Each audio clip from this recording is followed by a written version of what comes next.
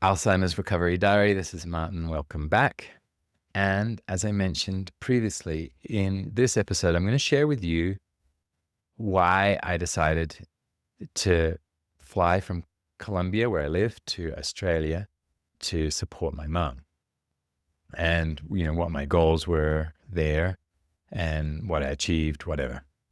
So, firstly, I had all these ideas that you could reverse Alzheimer's. Why? Because I've just been a curious person all my life. I've been what I would call a frustrated doctor, meaning that love medicine, love science, didn't choose to become a doctor, decided to become a lawyer, but have always investigated, learned how to read studies, read a lot of books on medicine. And so I'd heard that it was possible to reverse cognitive decline. And when my mother was diagnosed, I went full on into it, read all the books that I could, specifically the books by Dale Bredesen, Dr. Dale Bredesen, who's a scientist who has been studying Alzheimer's for over 30 years, who's written multiple books, which I may put in the notes. Otherwise, you just be able to find them. And if you look for Dale Bredesen Alzheimer's, it'll come up pretty quickly.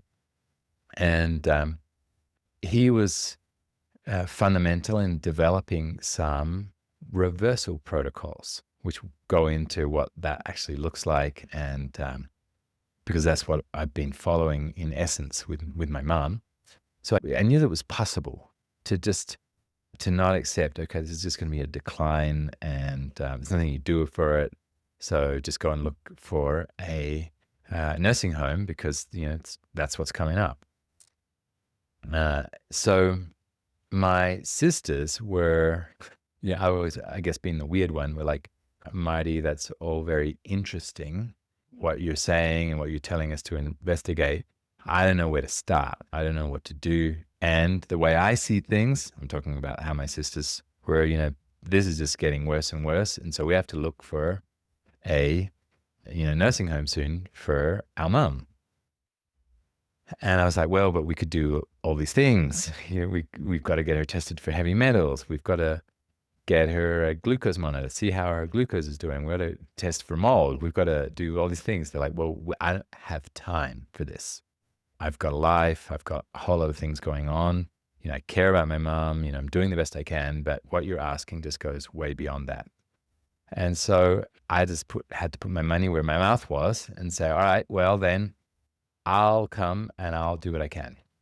So I bought an airline ticket and negotiated with my wife so that she would look after the kids for 6 weeks while I went to Australia. And then I started investigating all the different supplements and the different things that she would need, tests based on the work of Dale Bredesen, and then started getting them shipped over to my mom so that when I arrived, they would all be there and we could start applying them. And that's basically what happened. I flew over to Australia. The tests were waiting for me there, so we started doing all sorts of tests, taking my mum to the doctor to get the standard blood tests and anything we could get. I started working with a nutritional coach who'd also been trained in the work of Dale Bredesen, and started getting my mum to go for walks and do some strength training and all these things. Things were going more or less well, and then my brother-in-law died suddenly of a heart attack. So that trip turned into what was going to be a real focus on my mom. It turned to be a focus kind of on my sister and supporting my sister, with my mom there as well. So the 6 weeks passed, and I could still see that I was just scratching the surface. There was so much more that needed to be done if I was really going to be able to help my mom in any meaningful way. So I started toying with the idea of inviting my mom to come and live with me in Colombia, and mentioning the topic to my wife and to my sisters, and also obviously to my mom. And in Colombia, I guess the advantage is that it's very common for family to parents and grandparents to live with their children and grandchildren. It's just part of the culture. And my wife's mother had lived lived with us on and off for different months. And so my wife was open to it. So check, that was okay. My sisters were also open to it because I was willing to look after my mom and just take the pressure off them for a while with everything that was going on in their lives. So that was check. And my mom, after having spent time with me there and enjoying that time, and we've always had a good relationship, she was open to it as well. She was living on her own for the first time ever in her life after her partner had died. So check. We bought the tickets, and over she came with me, which was like when I guess the real work started.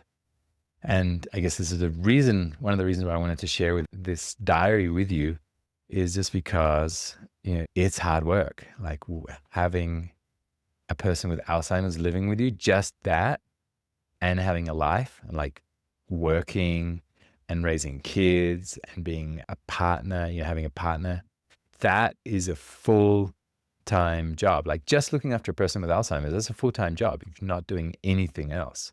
Plus, for pretty much all of us, we're going to have this other rest of the life that we're also involved in and responsible for. And yeah, so I had no idea what I was getting myself into. And yeah, the shit was about to hit the fan, as the saying goes. I was suddenly thrown into the trenches of what life would look like for the next months as I decided to take care of my mom. So that's I'm gonna stop here. That's where we are now. I guess in the next episode, I'm going to share more about what we actually started to do, why we decided to do things, and and we'll get into what worked and what didn't work. So thanks for listening. See you soon.